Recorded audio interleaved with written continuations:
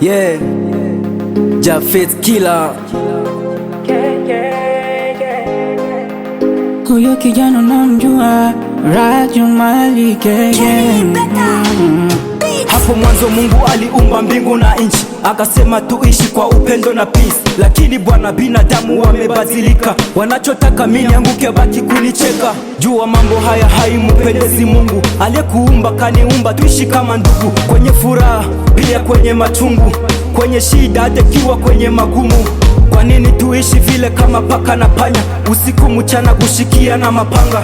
Roho mbaya sikufanya nenda kwa muganga, jua Mungu anaweza kasamea hata mabaya. Tuishi peace wala sio kwa ubaya, dunia tunapita, kuna takaye baki. Tenda mema na uende hata kama wakutaki, vumilia, jipe moyo, silipize kisasi. Aliyetuumba sote ni mmoja, haina maana tumalizane jamani. Upendo umepoa, chuki imetanda, rafiki wa kweli hayupo tena. Nyoyo zetu giza imezitawala, hakuna umoja, tumeshatengana. Kisa chuki tunauana, japo sote ni watoto wa baba moja.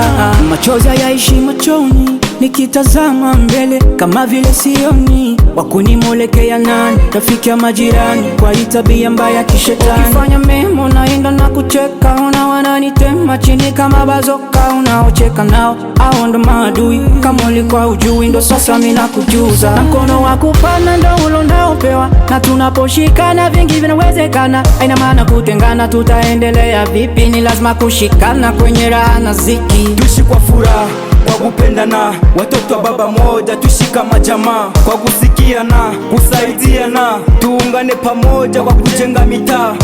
Binadamu wanaweza kakutoa kwenye sabu, wana maneno matamu ila mengine ni wanaweza kuzamisha kwenye shimo ili uliwe na wadudu, watakupitisha kwenye gazabu ila yote mwachie Mungu.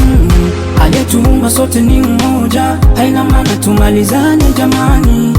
Upendo umepoa, chuki imetanda, rafiki wa kweli hayupo tena. Nyoyo zetu giza imezitawala, hakuna mmoja, tumeshatengana. Kisa chuki tunauana, japo sote ni watoto wa baba moja. Père Gabriel, Abbé Armel na Établissement La Grâce.